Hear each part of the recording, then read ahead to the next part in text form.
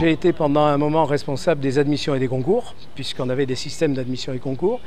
Et puis aujourd'hui, je me considère un petit peu comme un conseil auprès de la direction générale sur un certain nombre de points sur lesquels elle souhaite que je puisse l'aider.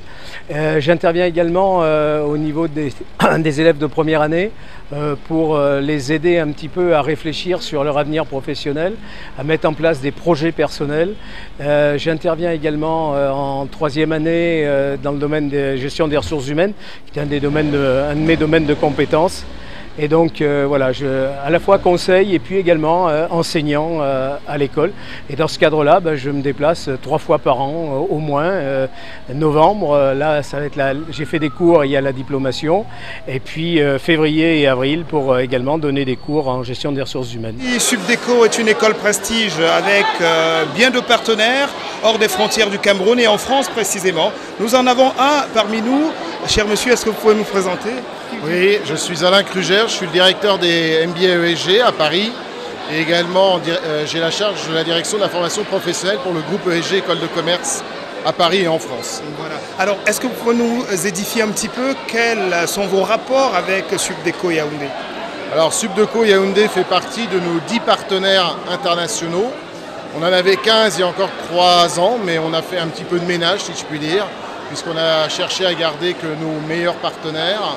Donc l'idée, c'est de coopérer sur des programmes et de délivrer localement nos programmes en collaboration, effectivement, avec une université ou une école.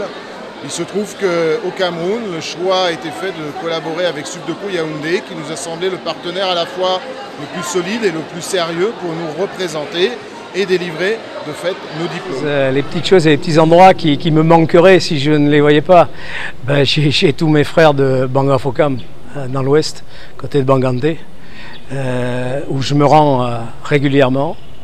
Je m'occupe personnellement du lycée. J'y apporte mon appui. Alors qu'est-ce que je peux faire en tant qu'étranger ? Je peux apporter un appui financier. J'apporte mon appui pour faire que ce lycée, que les parents, que les élèves aient le moins de frais possible. Et c'est vrai que c'est quelque chose qui me tient énormément à cœur. Ça fait maintenant plusieurs années que je le fais. Mes amis en France me disent « mais pourquoi tu fais ça ?» J'ai dit « si tu venais à Bangafokam, si tu venais au Cameroun, tu comprendrais pourquoi il faut le faire. » Parce qu'il y a des endroits, Subdeco n'a pas besoin de mon aide. Je l'ai aidé pédagogiquement, mais elle n'a pas besoin de mon aide. Par contre, des fois, dans les villages, effectivement, la situation est difficile pour les enfants, pour les parents, pour les familles. Et dans la mesure où on a un petit peu de moyens, il faut les mettre à disposition. Cameroun Vision est une émission de tourisme du voyage, on va dire prioritairement. Depuis le temps que vous voyagez sur le Cameroun, justement, touristiquement, quelles sont vos impressions relativement à ce que vous avez déjà eu à voir ? Alors malheureusement, à chaque fois, je viens pour 2 jours. Donc je vois mon hôtel et Subdeco Yaoundé et ce beau palais des congrès. Donc j'ai pour le moment pas eu l'opportunité de découvrir ce beau pays. On m'a dit qu'il y a des lacs magnifiques, des endroits sublimes. Donc peut-être la prochaine fois j'aurai l'immense plaisir de découvrir ce beau pays. On espère bien. Dans vos corps de métier, on va sortir par là, en France. Est-ce que vous formez aussi dans les métiers du tourisme, justement ? Alors on a une antenne qui s'appelle ESG Tourisme et on a des formations en tourisme. Mais c'est toute petite partie de notre activité. Sur 20 000 étudiants, je crois qu'ils doivent représenter à peine une centaine, puisqu'on est plutôt centré, quand on touche à cet univers du tourisme, plutôt sur tout ce qui est hébergement et hôtellerie, où là, au sein des MBA, j'ai 200 étudiants qui suivent des programmes pour prendre des directions d'hôtel. Et on a effectivement une licence tourisme et hôtellerie que l'on fait en partenariat avec l'Université de Marne-la-Vallée, au sein de l'ESGCI, qui est aussi une des écoles partenaires de Subdeco Yaoundé. Voilà. Après, ça ne représente pas une grosse volumétrie.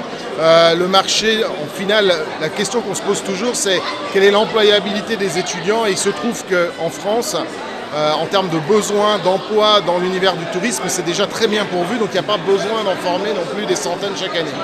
Merci voilà. Et bon retour à Paris. Merci.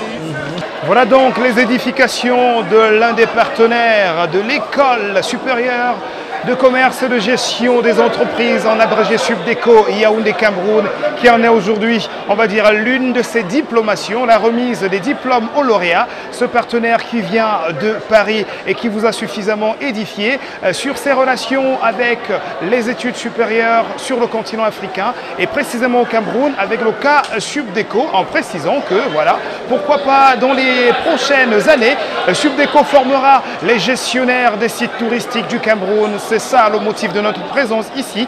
Profiter, on va dire, de la présence de ces partenaires étrangers pour essayer d'en savoir un petit peu comment est-ce qu'ils s'y prennent de leur côté pour promouvoir ou alors pour former les promoteurs de leur tourisme. À l'instant, touristiquement s'entend justement, nous allons repartir du côté du département du Noun et précisément de Foumban.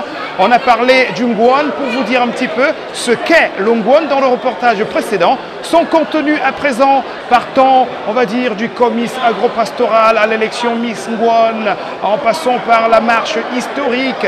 On n'oublie pas le Fonangouan, le coup de Mungu et consorts.